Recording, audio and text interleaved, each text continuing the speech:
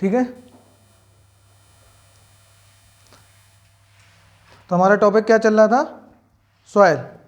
Soil को लेकर के हम बात कर रहे थे, जिसमें सॉइल में हमने देख लिया था उसका ज्योग्राफिकल डिवीजन देख लिया था। ज्योग्राफिकल डिवीजन में हमने देखा इंडिया में कितने टाइप का सॉइल पाया जाता है। जल्दी से बता कौन सा डिपार्टमेंट है जो ये तय करता है कि इंडिया में जो सॉइल है कि कितने टाइप की है, किस डिपार्टमेंट ने?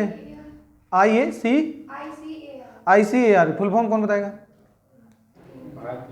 हाँ बोलो, हाँ बोलो। भारतीय कृषि अनुसंधान परिषद। फुल फॉर्म इंग्लिश में कौन होता है? Indian council of agriculture research. ठीक है ना। तो ये जब भी ये डिपार्टमेंट है जिसने क्या बोला था, जैसे अभी हमारा कौन सा department? Indian council of agriculture research, ये डिपार्टमेंट है। इस डिपार्टमेंट ने भारतीय मृदा को कितने भागों में बांटा है? 8 भागों में। इसने कहा है इस डिपार्टमेंट के अकॉर्डिंग कि इंडिया में जो सॉइल है वो कितने पार्ट में है? 8 प्रकार की या 8 टाइप है। ठीक है, और इसमें मैंने फिर ये भी बात की थी कि सबसे ज्यादा कौन सा पार्ट है? Alluvial soil. कौन सी है? जलोढ़। सबसे ज्यादा जो भारत में जो मृदा मिलेगी या पाई जाएगी वो एलुवियल। कितने % भाग पर? जल्दी बताओ। 43 पर। ओनली 43 रखो, पर उसका जो लास्ट में आ रहा पॉइंट में उसकी जरूरत नहीं, आपको 43 बस याद रखना है, क्योंकि डाटा थोड़ा बहुत नीचे ऊपर होता रहता है। बाकी आप 43 रखो यार। फिर सेकंड नंबर पे कौन सा बताया था? रेड। कौन सी है? लाल। थर्ड पे कौन सा था? ब्लैक। 4 लेटेराइट, और बाकी अन्य। ठीक है ना।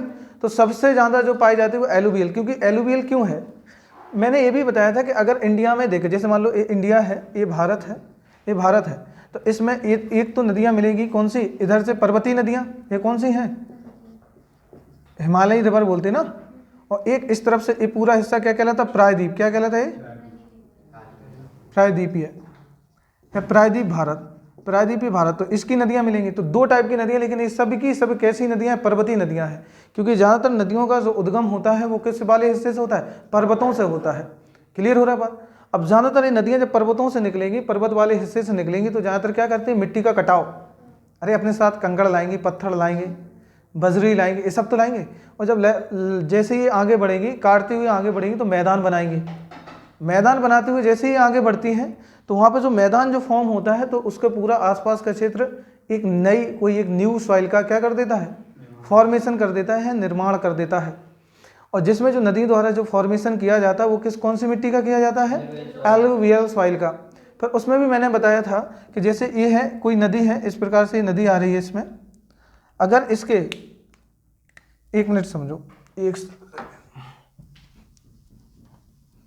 ये देखो, ये कोई पर्वत है। ठीक है, पर्वत है। अब यहाँ से कोई नदियाँ ऐसे निकली, नदी इस प्रकार से ये नदी निकली है। अब ये अपने साथ क्या लाएंगे? बड़े बड़े पत्थर काटेंगे कि नहीं काटेंगे? अपने साथ जब भी नदी किसी पर्वत वाले हिस्से से निकलती है, तो बड़े बड़े पत्थरों को या बड़े बड़े टुकड़ों में बांट देती है। फिर वो यही नीचे वाले हिस्से में छोड़ देगी। फिर ये आगे बढ़ेगी नदी जैसी, फिर वो उसको फिर छोटे छोटे टुकड़ों में बांटेगी पत्थरों को। इस प्रकार से आगे बढ़ती। फिर यहाँ पे जो मिलती है, देखो जो भारी चीजें होंगी, जैसे स्टार्टिंग में उसने पत्थर काटे, वो कहाँ छोड़ देगी? पर्वत के एकदम नीचे, जिससे बोलेंगे पर्वत पादी है। ठीक है ना, पर्वत का इसका तलीय स्थान, तो उसमें छोड़ देगी। फिर इसके बाद जैसे ही आगे बढ़ती, तो यहाँ उसके साथ कंकड़ पत्थर क्या आते हैं? महीन बजरी क्या रहती है? बिल्कुल, जिसे हम तराई कहते हैं। क्या कहते हैं? तराई कहते हैं। ये सब पढ़ा चुका हूं मैं। ये वाला हिस्सा क्या कहलाता है? जल्दी बताओ। भाबर। ये क्या कहलाएगा? तराई। और फिर यहाँ से नदियाँ इस प्रकार से निकलेंगी, ऐसे कई धाराओं में ऐसे, और फिर जाके एक नदी इस प्रकार से एक नदी बना लेंगी। ये सारी कहाँ मिल जाती हैं? एक नदी में, पूरी की पूरी सारी ब्रांच जब एक नदी में मिल जाती हैं, तो यहाँ देखो, अब जो नदी का ये किनारा वाला हिस्सा है, ये बार बार मिट्टी को क्या करेंगे? अपर्दित करेंगे, नीचे ऊपर। समझ में आ रही बात? क्या करेगी? मिट्टी को अपर्दन करेंगे। वही कहते हैं अपक्षय अपर्दन। ठीक है, तो मिट्टी का क्या करेंगे? अपर्दन करेंगे। अब मिट्टी जब ज्यादातर अपर्दित होगी, तो इस वाले पार्ट में कौन सी सॉइल पाई जाएगी? न्यू एलुवियल सॉइल, जिसे क्या कहेंगे? नई जलोढ़ मृदा, नई जलोढ़ मृदा, और इसको इसकी लैंग्वेज में बोलते हैं खादर। क्या बोलते हैं? खादर। एक क्वेश्चन आता है क्योंकि ये क्षेत्रों के हिसाब से नाम पूछा जाता है। गंगा यमुना में इसका नाम अलग होता है, वही इसका नाम पंजाब में कांप कहते हैं। क्या किसके नाम से? कॉप मृदा। ये अलग अलग क्षेत्रों में अलग, बाकी है मिट्टी यही। और इस सबकी सब जो मृदा बन रही है वो नदियों के द्वारा लाए गए किससे? कंकड़ पत्थरों से। क्लियर? और यही रीजन है क्योंकि भारत में ज़्यादातर नदियाँ पर्वतीय नदियाँ हैं, और इसलिए यही कारण है कि पूरे भारत में ज़्यादातर मिट्टी पाई जाती है जलोढ़। क्लियर हो रहा? वही फिर एमपी को लेकर जब क्वेश्चन आता है, एमपी में कौन सी, तो मैंने बताया ब्लैक सॉइल पाई जाती है। अब ब्लैक सॉइल क्यों पाई जाती है? क्योंकि मध्य प्रदेश में ज़्यादातर बड़ा भाग जो है वो दक्कन ट्रैप का बना है। अब जब दक्कन ट्रैप का बना है वो पूरा मालवा का क्षेत्र, तो जिसका निर्माण हुआ है किसका? ब्लैक सॉइल का। अब देखो इसके बाद इसके जो बाहरी क्षेत्र में, इस वाले क्षेत्र में इसे बोलेंगे ओल्ड एलुवियल, मतलब पुरानी जलोढ़। ये कौन सी कहलाएगी? पुरानी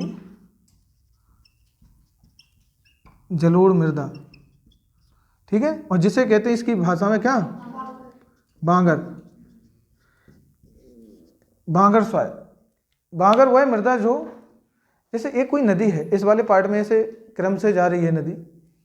अब उस वाले पार्ट में जब नदी का पानी जाता है तो अपने साथ बार बार कंकड़ पत्थरों को क्या करता है? ठीक है ना, साइकिल चलता रहता है ना, बार बार नदी बड़ी आ गई, जो भी उसके साथ कंकड़ पत्थर कटाव कर रहे हैं। जैसे मिट्टी के किनारा है, कोई किनारा वाला हिस्सा है तो उसको बार बार काटेगी, किनारों से मिट्टी को काटेगी, और जो भी उसके बीच में आएगा उस मिट्टी को फर्टिलाइज करेगी, मतलब बार बार क्या करेगी? अपर्दित करेगी। अपर्दित मतलब होता है काटना, तो बार बार मिट्टी को क्या करेगी? काटेगी उसको। लेकिन अब वो वही दूर वाले क्षेत्र में पहुंचती है। जैसे कि अभी दीवार है, दीवार और ये वाला बॉल, एक ये बॉल हो गई, एक बॉल ये हो गई, दोनों तरफ ये किनारे हैं नदी के। अब इसके जब किनारे से जा रही है, जब नदी इसके बीच अंदर, तो फिर उसमें क्या होगा? मिट्टी का अपर्दन करेगी। जब यही सी नदी में पानी ज़्यादा आ जाए, जिसे कहेंगे ओवरफ्लो, बाढ़ आ जाना, तो वो किनारे पे ऐसे दूर तक फैल जाएगी। जब वो दूर तक फैल जाती है तो ये रोज रोज तो बाढ़ आ गई नहीं नदी में, रोज आएगी कि? ये तो तब आएगी जब या तो बरसात का सीजन होगा या मानसून का, जब बारिश ज़्यादा आ जाएगी, या फिर तब आएगी कब? कि जब कोई डैम एम से पानी छोड़ा जाए, ये तभी कंडीशन बनेगी। तो जब ये इन क्षेत्रों में जब ये पानी आती है, जो मिट्टी एक बार अपर्दित हो गई है, अब ये 6 महीने तक नहीं होगी, तो इसको बोलते हैं पुरानी जलोढ़, क्योंकि ये तो बार बार हो नहीं रही, ये बार बार हो रही है, तो इसलिए इसे क्या बोलते हैं? न्यू एलुवियल, नई जलोढ़। क्लियर हो रहा कि नहीं हो रहा? पहले चीज़ें समझना है, रटना कुछ नहीं है। आप जितना अच्छे से समझ लोगे उतनी चीज़ें अच्छे से समझ में आ जाएंगी। और एक क्वेश्चन जो मैंने बताया कि 4 पार्ट पूछता है कि कहाँ पे नदी, किस क्षेत्र में नदी जाके गायब हो जाती है या विलुप्त हो जाती है, तो नदी जो गायब या विलुप्त होती है भाबर क्षेत्र में। किसमें? ये सीडीएस पूछ चुका है, अभी पिछली बार सीडीएस ने पूछा है कि किस क्षेत्र में जाके नदी विलुप्त हो जाती है, तो ये हो जाती है भाबर क्षेत्र में। फिर आता है कहाँ पे दलदली क्षेत्र में नदी दिखाई देगी, तो तराई क्षेत्र में।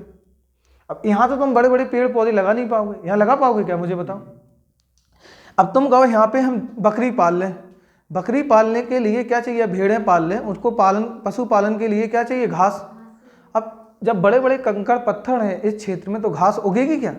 खुद देख के बताओ मुझे, क्योंकि घास की जड़ें कैसी होती हैं? 1 इंच, 1.5 इंच, 2 इंच ज़्यादा से ज़्यादा। लेकिन अगर वही हम दूसरी चीज़ की बात करें, क्योंकि जिन क्षेत्रों में घास मिलेगी वहीं पे भेड़ है, बकरी है, गाय है, भैंस, इनका पालन किया जाएगा। अब इस क्षेत्र में कोई भी पशुपालन नहीं होता है। क्वेश्चन आया है क्या भाबर क्षेत्र में पशुपालन होता है? नहीं होता है। बताओगे क्यों नहीं होता है? उसका रीज़न है क्योंकि यहाँ पे बड़े बड़े कंकड़ पत्थर पाए जाते हैं, यहाँ पे छोटी छोटी वनस्पतियाँ नहीं पाई जाती हैं, क्योंकि इसमें पानी रहता है नीचे, ऊपर आपको दिखाई देंगे क्या? पत्थर। और उसके चक्कर में यहाँ पे जो जड़ें होती हैं वो लंबी जड़ वाले पेड़, लंबी 100 फीट, 200 फीट, 150 फीट लंबी वनस्पतियाँ पाई जाती हैं, पेड़ पौधे जो पाए जाएंगे। अब बता 100 फीट का पेड़ होगा, उसकी घास कौन खाएगा? कोई बकरी खा पाएगी? तो यहाँ पे, इसलिए यहाँ पे कोई भी पशुपालन नहीं होता है। क्लियर हो रही बात कि नहीं हो रही? मैं क्या बोल रहा हूँ? तो एक क्वेश्चन आया, फिर तराई वाला आया। तराई होता है वेटलैंड एरिया, दलदली क्षेत्र। यहाँ पे आपको कीचड़ भी मिलेगा और पानी भी मिलेगा, और फिर इसके बाद फिर नदी एक साथ एक बहाव में आती है, और यहाँ स्पीड, नदी की स्पीड बढ़ती है, और फिर लास्ट में जाके नदी इस प्रकार बहते हुए किसी जगह पे गिर जाती है, जिसको बोलते हैं डेल्टा। क्या बोलते हैं? और ये मिलेगी जाके कहीं समुद्र में या किसी भी पार्ट में जाके, और यहाँ जाके ये फॉर्म करती है डेल्टा का। तो ये कोई भी नदी ये फॉर्मेशन है 5 भाग में करती, पहला भाबर, फिर तराई, फिर खादर हो गई आपकी नई मिट्टी, फिर बांगर और लास्ट में डेल्टा। तो ओरिजिन पॉइंट पूछता है कि कहाँ से और फिर लास्ट में कहाँ जाके। आपको एलुवियल सॉइल के, जब एलुवियल ही नहीं जो भी टॉपिक पढ़ो उसको समझो कि सच में वो क्वेश्चन पूछेगा कैसे। जैसे वो पूछेगा आपका क्वेश्चन, उसका एक पूछने का एक तरीका होगा। जैसे मैंने तराई का बताया कि यहाँ पे पशुपालन किया जाएगा, क्योंकि इस क्षेत्र में दलदल के साथ यहाँ पे जो मड मिलता, मड मतलब कीचड़, और इसमें अच्छा खासा मिल जाता पानी, तो इसके आसपास के क्षेत्र में अच्छा खासा किया जाता है क्या, पशुपालन, क्योंकि एग्रीकल्चर अच्छा होता है इस क्षेत्र, और जब एग्रीकल्चर अच्छा होगा तो पशुपालन भी अच्छा होगा। क्लियर हो रही बात कि नहीं? तो पशुपालन भी बहुत अच्छे तरीके से किया जाता है। यही कारण है कि तराई क्षेत्र में पशुपालन किया जाता है, भाबर में नहीं किया जाता, क्योंकि वहाँ पे नदी एकदम क्या हो जाती है, विलुप्त हो जाती है। क्लियर? अब ये है ना तराई का क्षेत्र, ये पूरा गंगा के नीचे वाला क्षेत्र जो मिलेगा, और ये मैदान आ जाता है पूरा, ये मैदान में पहुंच जाएगी नदी, जहाँ खादर और भाबर के नाम से जानेंगे। और ये जाके नदी जब गिर जाती है, जैसे मान लो हमने ये गंगा बनाई, तो ये जाके गिर जाएगी जाके कहाँ पे, बंगाल की खाड़ी में जाके। क्लियर हो रहा बात? तो तब जाके ये बनाएगी डेल्टा। तो 5 देखो, पढ़ने से पहले मैं बार बार बोलता हूँ उस चीज़ को समझ लो बेटा अच्छे से, जब समझ लोगे तो वो चीज़ें बनेगी अच्छे से। उसी प्रकार मैंने बताया था कि ICAR डिपार्टमेंट के अकॉर्डिंग मिट्टी को कितने पार्ट में बांटा है, 8 पार्ट में। कितने पार्ट में बांटा है? अब देखो, इससे पहले हमने बात कर ली थी कौन सी मिट्टी, एलुवियल पढ़ चुके थे हम, एलुवियल सॉइल हो गई ना। अभी ये वीडियो अपलोड नहीं हुआ, मैं डलवा दूंगा इसको, मिल जाएगा। तो ये पढ़ चुके हैं, और कौन सा पढ़ चुके थे, रेड सॉइल पढ़ चुके ना। क्लियर? तो एलुवियल को पढ़ चुके हैं हम लोग, रेड को पढ़ चुके। आज हमें पढ़ना है ब्लैक सॉइल को। किसको? हेडिंग डालो काली मृदा, हेडिंग डालो काली मृदा। चलो बेटा बताओ, आज था रेड सॉइल का लाल रंग किसके कारण होता है? अरे लीचिंग तो प्रोसेस है बेटा, लीचिंग क्या है, प्रोसेस। आयरन किसकी? अरे नहीं नहीं बेटा, नहीं, इसमें आयरन ऑक्साइड की वजह से इसका रंग क्या होता है, लाल होता है। इसका जो कलर होता है रेड, वो किसकी वजह से होता है? हाँ, फेरिक ऑक्साइड बोलते, आयरन ऑक्साइड। ये सब याद रखना, क्वेश्चन पूछेगा इसका लाल कलर क्यों होता है, तो आयरन ऑक्साइड के कारण। और प्रोसेस होती है लीचिंग की। कौन सी प्रोसेस होती है? जिसे बोलते हैं निक्षालन। जब ये पानी के साथ क्रिया, किसके साथ, जब वाटर के साथ क्रिया करता है, जब उसके साथ, और फिर वो जो उसमें आयरन जो पाया गया है, जो फेरिक पाया गया है, पानी के कांटेक्ट में आके वो ज़मीन के अंदर चला जाता है, और जिससे कि मिट्टी का कलर हमें कैसा दिखाई देता है, रेड, लाल कलर दिखाई देता है। आज नेक्स्ट टॉपिक हमारा, लिखो ब्लैक सॉइल, हेडिंग डाल लो ब्लैक सॉइल।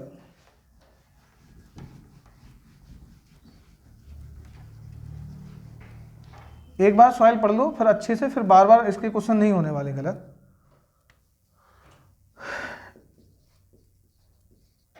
ब्लैक सॉइल, काली मृदा, ठीक है, क्या है, काली मृदा।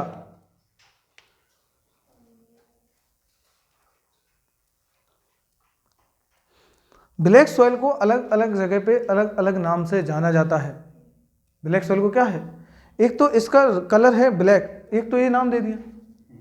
बाकी इस मिट्टी का फॉर्मेशन हुआ है किससे, बेसाल्टिक लावा से। किससे हुआ है, बेसाल्टिक लावा से। लिखो पहले हम इसके फॉर्मेशन की बात कर लें कि इसका फॉर्मेशन मतलब कि इसका निर्माण जो किससे हुआ है, बेसाल्टिक लावा से। तो लिखो, जिसे कहेंगे बेसाल्टिक लावा। बेसाल्टिक लावा से इसका क्या हुआ है, निर्माण।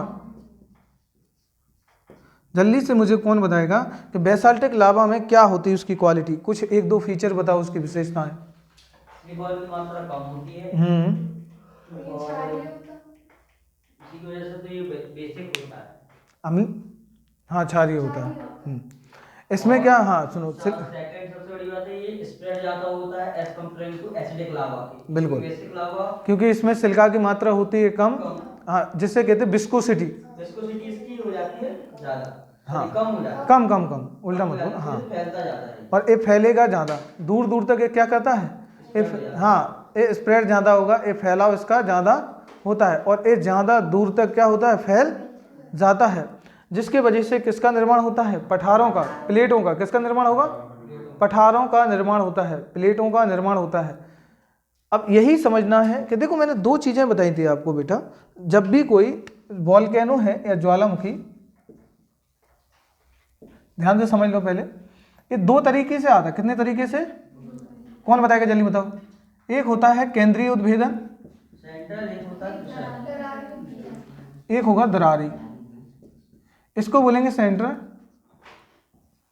इसे बोलेंगे फिशर इरप्शन। अब समझो, पहले ढंग से समझो, वॉल्केनो दो टाइप से आता है। वॉल्केनो कितने टाइप से आता है, जमीन से नीचे से जब वॉल्केनो आता है तो दो टाइप से उसका उद्गम होता है, जमीन से निकलता है। जब वॉल्केनो, जब लावा आता है, जब वॉल्केनो फटता है, उससे जो लावा निकलता है वो दो प्रकार से, एक तो होता है केंद्रीय उद्भेदन, सेंट्रल इरप्शन, सेंट्रल इरप्शन, और एक होता है फिशर इरप्शन, जिसे कहते हैं केंद्रीय उद्भेदन और दरारी उद्भेदन। ये चीज़ समझ लो अच्छे से, आपको पता चल जाएगा कि कैसे पर्वत बनते हैं और कैसे पठार बनते हैं, अगर ये चीज़ अच्छे से आगे समझ आए। देखो ये है कोई, ये जमीन है, लैंड है, यहाँ से अभी पूरा इसके नीचे क्या है, ये सब सब मेग्मा, क्या है, जब वो जमीन के नीचे रहता है तो मेग्मा कहते हैं, जमीन के ऊपर आता है तो लावा होता है। अब जैसे ये इस प्रकार से ऊपर की तरफ ऐसा आने की कोशिश करेगा इस प्रकार से, तो अब ये वाले हिस्से की क्या होगी कंडीशन, या पाइप बनाएगा ना बैंड, इस प्रकार से ऊपर आएगा। अगर ये सेंट्रल इरप्शन हुआ, क्या होगा, तो इसका फैलाव कैसा होगा, इस प्रकार से, ध्यान से समझना, इस प्रकार से।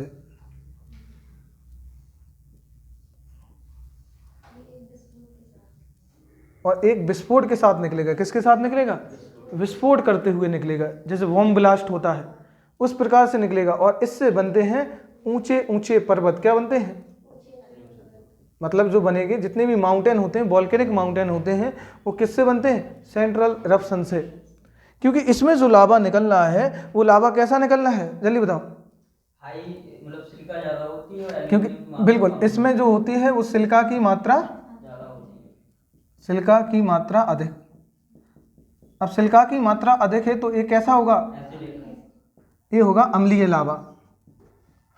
अब जब अम्लीय होगा बेटा, यहाँ पे समझना है, अम्लीय लावा होगा तो ये क्या होगा, फैलेगा, फैलेगा कम, फैलेगा क्या होगा, कम, फैलाव कम होता है, ठीक है,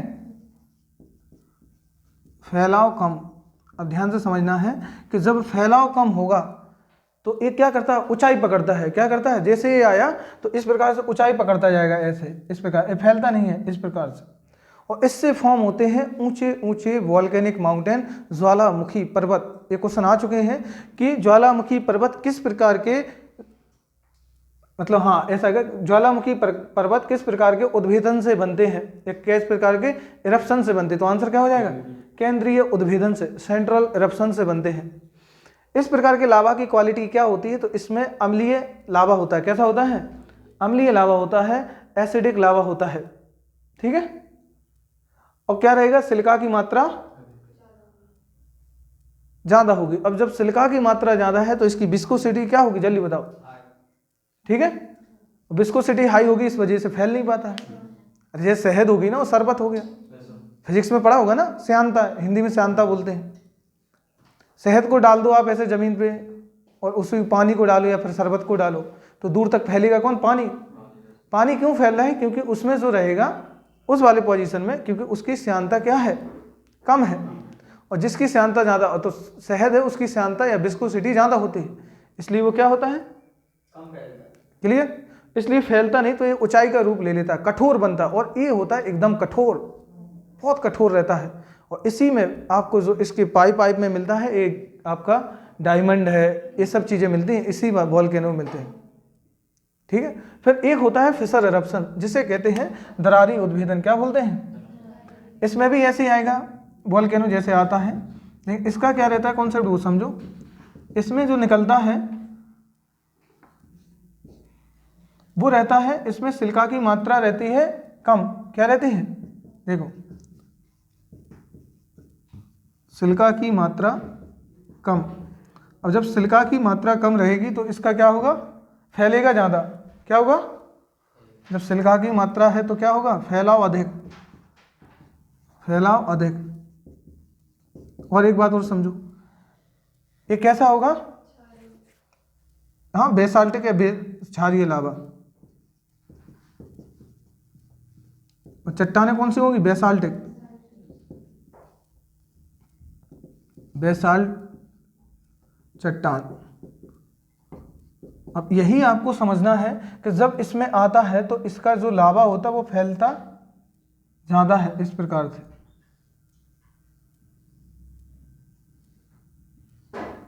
इस प्रकार से, तो इस प्रकार के लावा से जो निर्माण होता है वो पठारों का निर्माण होता है। किसका निर्माण होता है? तो यही क्वेश्चन पूछेगा कि पठारों का निर्माण किस प्रकार के वोल्केनो से होता है, या पठारों के लावा में जो पाया जाता है वो किस प्रकार का लावा होता है, या क्या उसमें सिलिका की मात्रा किस प्रकार से पाई जाती है, उसकी विस्कोसिटी क्या होती है। कुछ भी पूछ सकता है वो, ये नहीं कि सर यही पूछ ले। तो उसके आसपास उसके तत्व पूछ सकता है, उसका फैलाव पूछ सकता है, उसके अंदर क्या क्या ऊर मिल रहे हैं, खनिज मिल रहे हैं, वो पूछ सकता है। क्लियर हो रही बात कि नहीं हो रही? अब इसमें क्या होता है, तो इससे पर्वत बन गए, इससे क्या बनेंगे? पठार, पठारों का निर्माण इससे। यही हम पढ़ रहे हैं, क्योंकि जो हमारा पढ़ रहे हैं यहाँ पे बेसाल्टिक लावा, जो ब्लैक सॉइल है वो ज़्यादातर बनी है किससे? दक्कन पठार पर। किस पर? ठीक है, ज़्यादातर ब्लैक सॉइल किस पे पाई जाती है? दक्कन प्लेटों पर। चलो ये बात कर ले, इसके साथ आपने समझ लिया, लिख लेना साथ में। चलो वहाँ के कुछ और बात करते हैं, कहाँ कहाँ मिलती है। बात आती है ब्लैक सॉइल के नाम क्या क्या है, इसके मैं नामों की बात कर लो। एक तो इसको कहते हैं रेगुर। क्या बोलते हैं? रेगुर। क्योंकि रेगुर इसलिए बोलते हैं, रेगुर तेलुगु को ब्लैक, तेलुगु लैंग्वेज का नाम है रेगुर। बिल्कुल, किसका नाम है? वहाँ को वो लोग वहाँ ब्लैक सॉइल को रेगुर के नाम से जानते। किसके नाम से? रेगुर के नाम से। फिर दूसरा नाम मिलता है इसका कपासी, क्योंकि बिल्कुल कॉटन सॉइल। क्यों बोलते कपासी? क्योंकि इसमें कपास की खेती ज़्यादा की जाती है, कपास का प्रोडक्शन ज़्यादा किया जाता है। क्लियर? अब चलते हैं हम आगे, एक पॉइंट की और बात करते हैं जो हमें अगला पॉइंट करना है डिस्कस। आगे देखो हम लोग, इसमें एक और नाम बताया था मैंने, कौन बताएगा इसका एक और क्या था? वो कोई बताएगा इसका एक और नाम? कौन सी? दोमट इसको नहीं बोलते बेटा, वो कछारी बोलते, जलोड़ को बोलते। सेरेनोजम। क्या बोलते हैं? सेरेनोजम। सेरेनोजम ये कर्नाटक में बोला जाता है। कहाँ बोला जाता है? कर्नाटक में। तो इसके इतने नाम, ब्लैक, रेगुर, कपासी, सेरेनोजम, और इसी को बोलते हैं, एक और नाम आता है इसका, क्या बोलते हैं? बिल्कुल, इसको बोलते हैं करेल। ये यूपी स्पेशल है, करेल यूपी स्पेशल, ये उत्तर प्रदेश में बोला जाता है करेल। अब इतने नाम, चिन्नोजम पूछ ले, चिन्नोजम बताओ किसका नाम है, तो अब पढ़ा ही नहीं सर, पता ही आएगा ही नहीं कहीं से। या पूछे रेगुर जो शब्द है किस भाषा का है, तो तेलुगु भाषा का है। इसमें एक्स्ट्रा रटने वाली कोई बात नहीं, तो इसके नाम लिख लो जल्दी से, लिखते जाओ साथ में। चलो हम आगे बात कर लेते हैं। वो इतनी क्लियर होगी बात कि नहीं होगी? चिन्नोजम जो नाम है मैं बता दूं, इंटरनेशनल लेवल का नाम है। किसका नाम है? हमेशा आपको जब भी कभी इंटरनेशनल लेवल पे साइंटिस्टों से बात होगी तो वहाँ पे ब्लैक सॉयल या फिर रेगुर, कपासी के नाम से नहीं कहेंगे, आपके सामने वो नाम लेंगे, कौन सा? सेरेनोजम का नाम। किसका नाम लेंगे? तो ये अंतर्राष्ट्रीय नाम है, इसी के नाम से इसे जाना जाता है, क्योंकि इंटरनेशनल लेवल पे नाम अलग होंगे ना। इतना क्लियर हो गया कि नहीं हो गया? फिर मैंने कहा था कि ब्लैक सॉइल पूरे इंडिया के कितने थर्ड पार्ट पर, कितने पार्ट पर? थर्ड क्षेत्र पर फैली है, फैलाव है। कितना है? 16%। कितना है? 16.6%। इतने भूभाग पर ये फैली है पूरे भारत के। ये सबसे ज़्यादा हमने देखा कि कौन सी फैली थी? एलुवियल 43%। फिर देखा कि रेड कितने परसेंट भाग पर फैली थी? 18%, 18% भाग पर फैली है। चलो हम आगे और कुछ पॉइंटों की बात कर लें, कुछ और कॉन्सेप्ट की बात कर लेते हैं। अगर मैं बात करूं कि पूरी ये इंडिया के सबसे ज़्यादा किस राज्य में पाई जाती है, तो वो पाई जाती है क्योंकि दक्कन ट्रैप है, ज़्यादातर भाग दक्कन वाले भाग का जो मैंने लिखा है दक्कन का पठार, ये सबसे ज़्यादा महाराष्ट्र और एमपी में आता है, लेकिन उससे भी ज़्यादा भाग आता है सबसे ज़्यादा महाराष्ट्र में। ठीक है, तो इसका लिखो, हाँ बेटा एमपी से भी ज़्यादा है, तो लिखो इसका, लिख लो इनका विकास महाराष्ट्र में सर्वाधिक है। इसका विकास कहाँ है? इसका विकास इसलिए वहाँ पे कोटक टेक्सटाइल इंडस्ट्री सबसे ज़्यादा। बिल्कुल बेटा महाराष्ट्र में सर्वाधिक है। देखो आपको कुछ चीज़ें यहीं पढ़ के समझ में आ जाती है। ठीक है, सर्वाधिक है किसका? ब्लैक सॉइल का। कहाँ पे? महाराष्ट्र में। और ये आप बता सकते हो कि महाराष्ट्र में जो बना होगा पूरा का पूरा प्लेट हो क्या है? पठार है। तो क्वेश्चन पूछेगा कौन सा पठार है, तो आंसर होगा दक्कन पठार।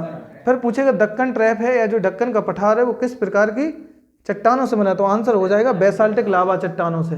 फिर पूछेगा किस प्रकार के ज्वालामुखी उद्भेदन से बने, तो आंसर हो जाएगा फिसर एरप्शन। क्या हो जाएगा? दरारी उद्भेदन। रटना कुछ नहीं, आराम से बस समझते जाओ, चीज़ें ये देखते जाओ कि हमें कैसे। बाकी मैं किताब लेता डायरेक्ट लिखवाता चला जाऊँ और आप पॉइंट पॉइंट पॉइंट नोट करते चले जाओ। चीज़ें समझो अच्छे से, समझ के उनको दिमाग में बिठाओ, क्योंकि लिखा हुआ याद ज़्यादा दिन तक नहीं रहने वाला, समझा हुआ याद हमेशा रहेगा। घर पे किताबें तो सबकी पढ़ी हैं, लाइब्रेरियों में पढ़ी हैं, हमारे हर जगह पे बुक्स पढ़ी हैं, उनमें से आपको कितना याद है, इम्पोर्टेंट तो ये कर रहा ना, आपको कितना याद है। ये मायने रखती नहीं है कि आपने कितना पढ़ा है, मायने ये रखता है कि आपको कितना दिमाग में है। जैसे हमने सॉइल पढ़ा, सॉइल कितनी याद है, पॉलिटी पढ़ी, पॉलिटी कितनी याद है, इंग्लिश पढ़ी, इंग्लिश में कितना याद है, टॉपिक कितने क्लियर हैं आपके, कौन से कॉन्सेप्ट क्लियर है। बोले हाँ सर पढ़ा है, घर पे लिखा है ना सब, तो घर पे क्या कर रहा वो, यहाँ चाहिए सब दिमाग के में, क्योंकि जितना यहाँ याद होगा जब आप पेपर में उतरोगे तो आपके साथ नोटबुक नहीं जाएगी, पढ़ा हुआ जाएगा, समझा हुआ कॉन्सेप्ट। वो तो घर पे सबके रखा, किसको नहीं रखा? तो सबसे ज़्यादा तो वो दुकानदार है किताबों का, उसको होना चाहिए नॉलेज, होना चाहिए कि नहीं होना चाहिए। वो तो क्या, हमारी किताबें तो पूरी दुकान में किताबें भरी रखी हैं, हर एक एग्जाम से रिलेटेड है। आगे चलते हैं, चलो इसमें कुछ और चीज़ें समझ लें हम लोग। एक देखो ब्लैक सॉइल की एक क्वालिटी होती है, ये एकदम चिपचिपी होती है। कैसी होती है? तो इससे बोलते हैं चीका सॉइल। क्या बोलेंगे? चीका मिट्टी। पहले समझ लो अच्छे से फिर लिखो। तो ये चिपचिपी होती है क्योंकि इसमें पानी धारण करने की क्षमता अधिक होती है, और जब पानी सूख जाता है तो देखो भुरभुरी हो जाती है, एकदम दरारें पड़ जाएंगी, फट जाएगी। कैसी हो जाती है? तो लिख लो, ये लिखो, इसमें पॉइंट लिखो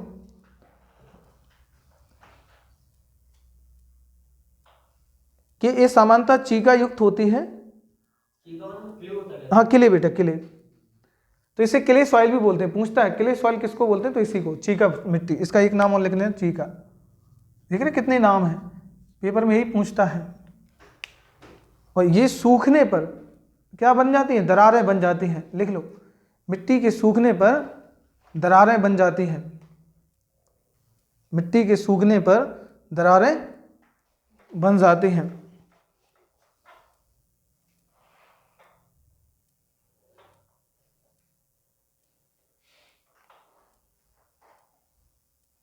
फिर मैंने यहाँ बताया था पढ़ने से पहले बेटा यहाँ पे कि कुछ चीज़ों की इसमें मात्रा पाई जाती है।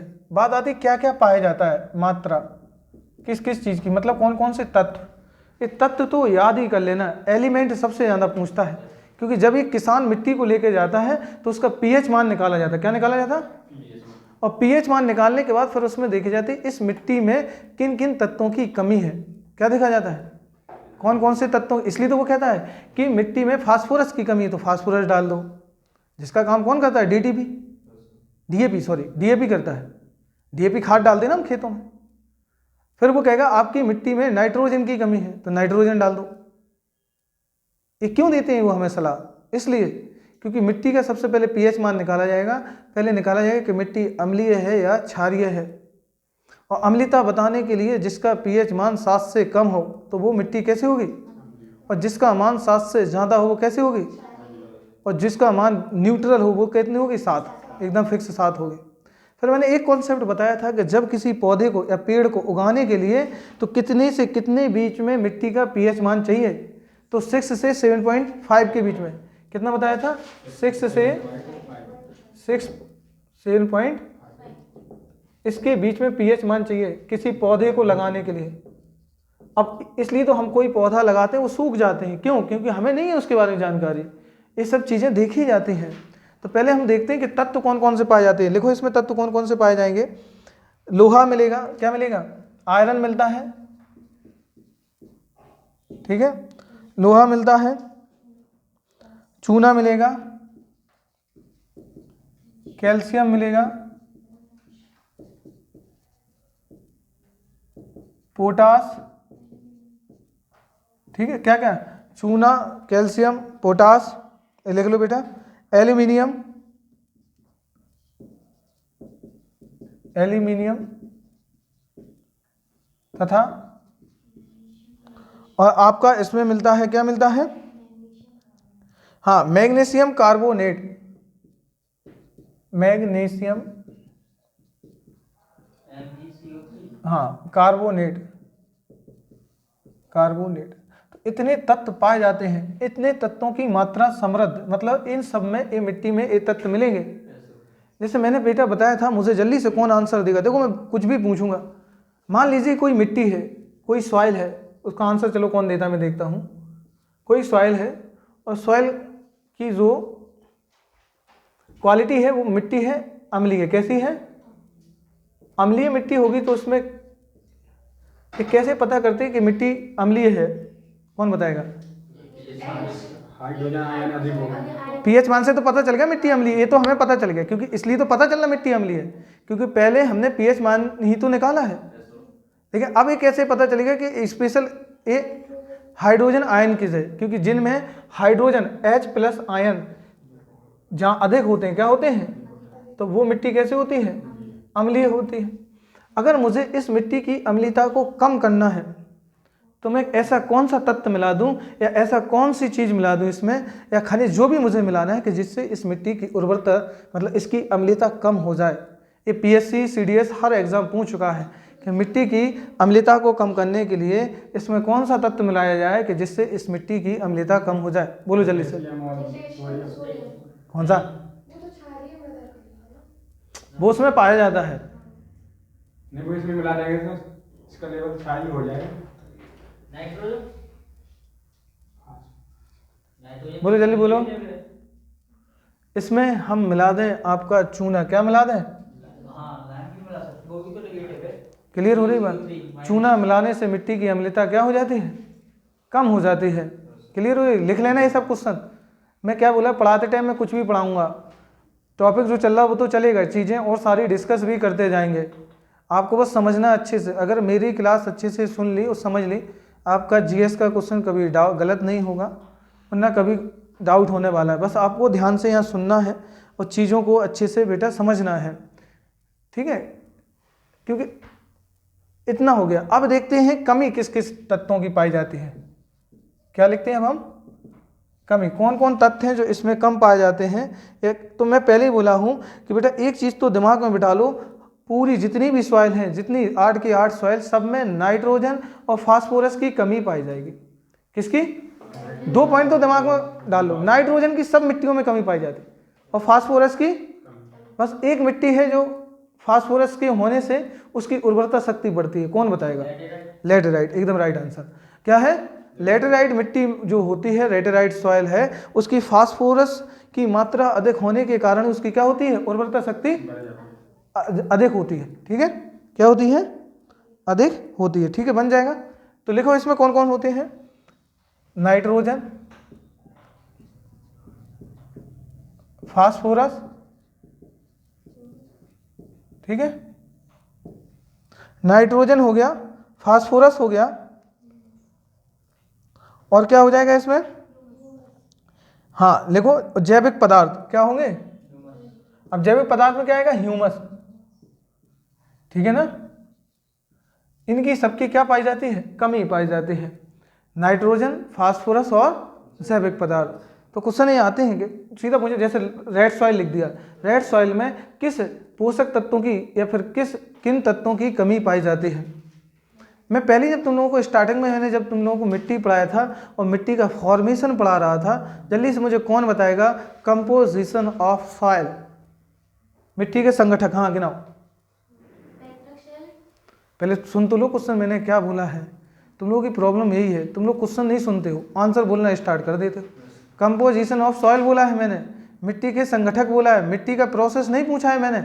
मैं पूछ रहा हूँ मिट्टी में कौन कौन से ऐसे उसके कंपोजिशन संगठक हैं जो पार्ट उसमें भूमिका निभाते हैं, क्या किन किन चीज़ों से मिलकर पूरी मिट्टी कंप्लीट होती है। अब तुम्हें यही पता नहीं मैं पूछ क्या रहा हूँ, क्या है दिव्य, याद है? जलवायु। यार देखो यहाँ संगठन, मृदा का संगठन, तुम्हें पता ही नहीं कि सच में प्रॉब्लम पता क्या होती बच्चों की, पढ़ सब लेते हैं, उन्हें ये डिसाइड ही नहीं कर पाते एग्जाम में पूछा क्या है। पढ़ के जाते कुछ, आंसर लगा के आते कुछ, कहते सर बहुत अच्छा पेपर गया, फिर कहते पास क्यों नहीं हुए। कहाँ से हो जाओ? पहले आप ये भी तो देखो कि आपसे पूछ क्या रहा हूँ मैं। मृदा जनन नहीं पूछा है मैंने, मृदा का संगठन पूछा है। उसमें क्या लिखा है? हाँ कौन कौन? सबसे पहले ह्यूमस है कार्बनिक पदार्थ, खनिज पदार्थ, ठीक है, हाँ वही खनिज पदार्थ। तो क्या बताया सबसे पहले? ह्यूमस। अब यहाँ देखो ह्यूमस की मात्रा कितनी पाई जाती है? 5 से 10%, ये बताया था ना। फिर क्या बताया था? फिर है खनिज पदार्थ, क्या है? और खनिज, इन्हीं को कहते हैं पोषक तत्व। क्या बोलते हैं? पोषक तत्व। ये कितने पाए जाते हैं? 40 से 45%। फिर मैंने कहा था क्या पाया जाएगा? मृदा, मृदा जल, सॉइल वाटर 25%, और फिर पाई जाएगी मृदा वायु, मतलब सॉइल एयर, और 25%। ये है कंपोजिशन। पहले चीज़ें तो समझो मैं पूछ क्या रहा हूँ। अगर मेंस में लिखने को आ जाए या पूछ दे कि बताओ पोषक, एक मृदा के संगठन में या मृदा में कितना पोषक तत्व पाया जाता है, तो ऑप्शन में ये होगा 40 से 45%। आपको पता ही नहीं कि पूछा क्या है उसने। फिर पूछेगा कि एक मृदा में ह्यूमस की मात्रा कितनी होती है, तो 5 से 10% के बीच में। आप पहले चीज़ें नहीं समझ, आप तो बोले जा रहे जो आया, बोले सर ने तो सब बता दिया, अब हमें क्या बताना है। मैं बार बार बोल रहा हूँ चीज़ों को इतने स्लो क्यों पढ़ा रहा, इतने स्पीड में पढ़ाऊँ, पता भी ना चले कि टॉपिक कब खत्म। अच्छे से समझ लो, अच्छे से दिमाग में बिठा लो, क्योंकि सबसे ज़्यादा, क्योंकि इंग्लिश हुआ, आपका रीजनिंग हुआ, मैथ हुआ, कंप्यूटर हुआ, और भी जितनी चीज़ें हैं, ये सब सब्जेक्ट फिक्स हैं। जीएस फिक्स नहीं है। मैं बार बार बोल रहा हूँ जीएस का डाटा फिक्स नहीं, क्योंकि कल जो घटना घटी वो आज का जीएस बन जाएगा। क्लियर हो रही बात? अब वो पहले भी तो पूछे घटना घटी कहाँ, तो वो भूगोल में जुड़ जाएगा पहला पॉइंट। डेट क्या थी, वो हिस्ट्री में जुड़ जाएगा। उसके पीछे राजनीतिक इशू क्या हो गए, वो पॉलिटी में जुड़ जाएगा। नुकसान कितना हुआ, वो इकोनॉमी में जुड़ जाएगा। अब पढ़ो तुम, एक घटना का सब सब्जेक्टों से रिलेशन है। अब आप वो चीज़ समझ नहीं रहे, आप, मेरे खुद समझ में नहीं आ रहा, ऐसे पढ़ाने के बाद भी फिर आप भूल क्यों रहे हो। एक एक चीज़ अच्छे से तो समझा रहा हूँ, बन जाएगा ये। तो मिट्टी के नाम देख लिए, मिट्टी का फॉर्मेशन देख लिया, मिट्टी देखिए कि थर्ड पार्ट में, मतलब पूरे इंडिया के जो कवर करती है वो कितना कवर करती है, 16.6% भाग कवर करती है। फिर हमने देखा कि कौन कौन तत्वों की मात्रा पाई जाती है और कौन से तत्व की कमी पाई जाती है। क्लियर है? कोई डाउट है? तो अगला लिखो पॉइंट।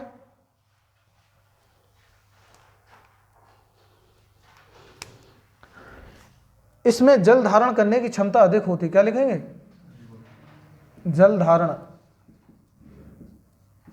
करने की क्षमता अधिक, जल धारण करने की क्षमता अधिक होती है, पहला। ठीक है, तो जल धारण करने की क्षमता इनकी क्या होती है? अधिक होती है। और ये जल को संतृप्त मतलब होने पे जल जैसी इसमें घुल जाता है, मिक्स हो जाता है, तो ये चिपचिपी हो जाती है। कैसे हो जाती है? पहले भुरभुरी रहती है, और जैसे ही पानी मिला तो चिपचिपापन आ जाता है। हाथ में लेना ऐसे चिपचिपाएगी। आप कभी ये वाले क्षेत्र अगर देखो जहाँ ब्लैक सॉइल पाई जाती है, इन क्षेत्रों में, जैसे अपने बुंदेलखंड में मिल जाती है, क्योंकि मिक्सचर सॉइल है। बुंदेलखंड में क्या मिलती है? आप जैसे यहाँ से कभी यात्रा करो बस पे, तो एक खेत आपको ब्लैक और एक आपको रेड दिखाई देगा। कैसे दिखाई देगा? अभी तक समझ में नहीं आया क्यों दिखाई देता है? क्योंकि यहाँ पे मिलती है मिक्सचर सॉइल। क्या मिलती है?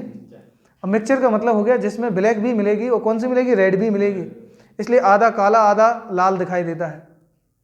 चलो मुझे जल्दी से बताओ, अगर कोई मुझे आंसर दे दे। पहली बात तो मुझे एक्सपेक्ट तो नहीं कर रहा हूँ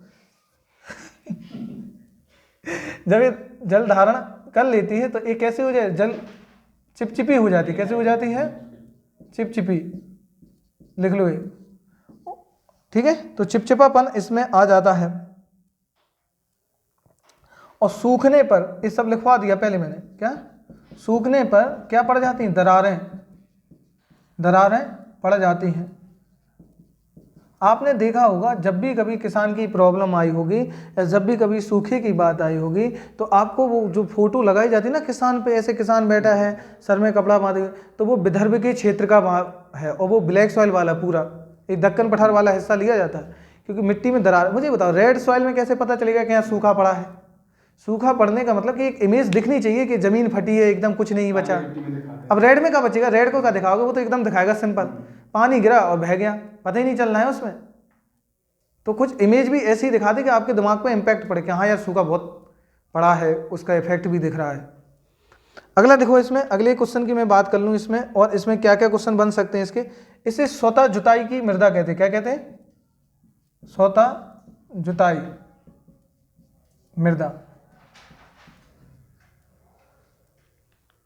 जैसे इसमें पानी गया और चिपचिपापन दूर हुआ, ये ऐसे लगती है जैसे इस पे हमने क्या कर दी, इसकी जुताई कर दी हो। जैसे नहीं खेत उसमें चला देते, हल वगैरह चला देते, अभी ट्रैक्टर से चला देते हैं उसमें, तो ये प्लो कर देते। प्लो मतलब होता है जुताई करना, तो ये स्वतः जुताई मृदा कहा जाता है। क्वेश्चन है, हाँ सेल्फ प्लो सॉइल, हाँ सेल्फ प्लो सॉइल। तो ये कितने नाम देख रहे, कितने नाम आ गए इसके ब्लैक सॉइल के, कुछ भी पूछ सकता पेपर में। ये कोई फिक्स है कि यही पूछे, वो कुछ भी पूछ सकता है आपसे एग्जाम में। हमें बस उसका हर एक कारण पता होना चाहिए, ऐसा क्यों कहा जा रहा है। अब देखते हैं, हम आगे चलते हैं, आगे कुछ और बातें कर लें। इसमें क्या होती है, इसकी उर्वरता शक्ति अधिक होती है। क्या होती है? इसकी फर्टिलिटी बहुत ज़्यादा होती है। तो लिखो,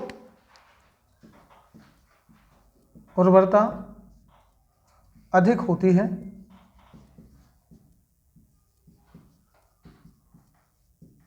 अधिक होती है। तो इसकी उर्वरता क्या होती है? उर्वरता अधिक होती है। और इसमें ज़्यादातर जड़दार फसलें लगाई जाती है। कैसे लगाई जाती हैं? रूट वाली, जड़ें रहती जिनमें, कैसे लगाई जाती है? रूट वाली जड़दार फसलें। चलो साइंस के स्टूडेंट बैठे हैं, बायो वाले और केमिस्ट्री वाले, इनकी जड़ों में क्या मिलता है जल्दी से बताओ।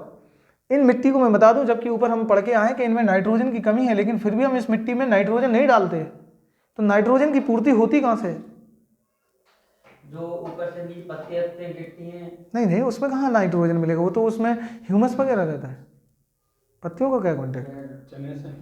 हाँ चने में क्या मिलता है, वही अब आया सही। तो कैसे मिलेगा, वही तो मैं पूछ रहा हूँ। इनकी जड़ों में ही सारा राज। दलहने फसलों में कुछ पड़ा लेगुमिनस टाइप का, क्या मिलेगा?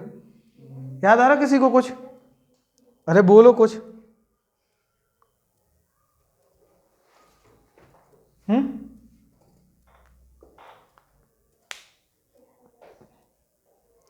जितनी भी दालें हैं, उसमें हाई मात्रा में मतलब ये सब प्रोटीन रहती है, इसकी वजह से दालों में ज़्यादातर जो होता है लेग्यूमिनस पाया जाता है। एक लेग्यूमिनस नाम का बैक्टीरिया होता है उसकी जड़ों में, और जो नाइट्रोजन की पूर्ति करता है। क्या करता है? नाइट्रोजन कमी को पूरा करता है। बिल्कुल, नाइट्रोजन की कमी को क्या करता है? हाँ, एक बैक्टीरिया रहता है जो लेग्यूमिनस बोलते हैं।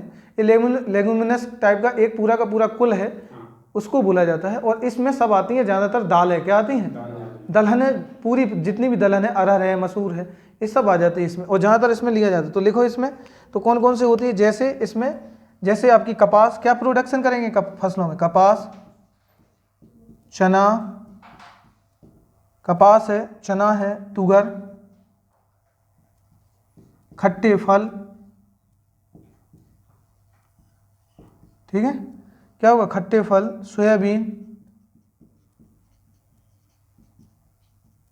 तिलहन, पूरी ऑयल सीड वगैरह आ जाएंगी, और मोटे अनाज, बाजरा वगैरह आदि।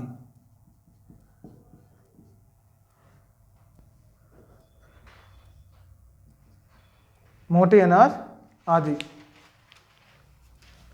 चलो मुझे जल्दी से एक चीज़ बता दो आप लोग यहाँ पे, कौन बताएगा मुझे यहाँ पे, जो आपसे क्वेश्चन मुझे पूछना है या जो चीज़ें मुझे आपसे जाननी है, कि ब्लैक सॉइल का ब्लैक रंग या काला रंग क्यों होता है? जल्दी बताओ। ब्लैक सॉइल का, काली मिट्टी का काला रंग क्यों होता है? हेमेटाइट की वजह से। मैग्नेटाइट की वजह से। पहले डिसाइड कर लो किसकी वजह से। मैग्नेटाइट। मैग्नेटाइट या मैग्नेटाइट। बोलो। हेमेटाइट है।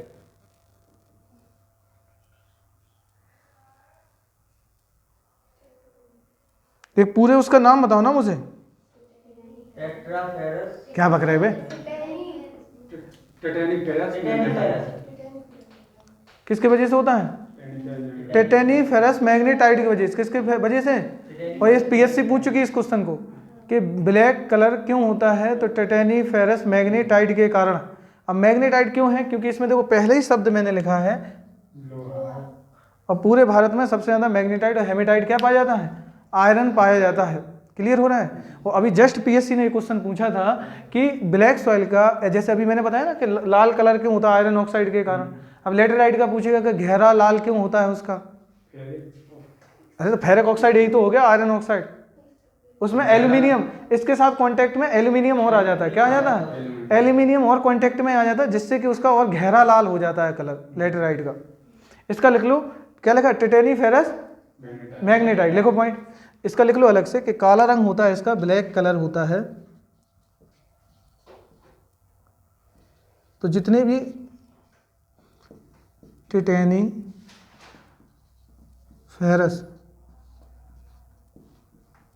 मैग्नेटाइट, हेमेटाइट मत लगा देना, मैग्नेटाइट। तो टिटेनी फेरस मैग्नेटाइट, और इसमें प्लस रहता है ह्यूमस। क्या रहता है?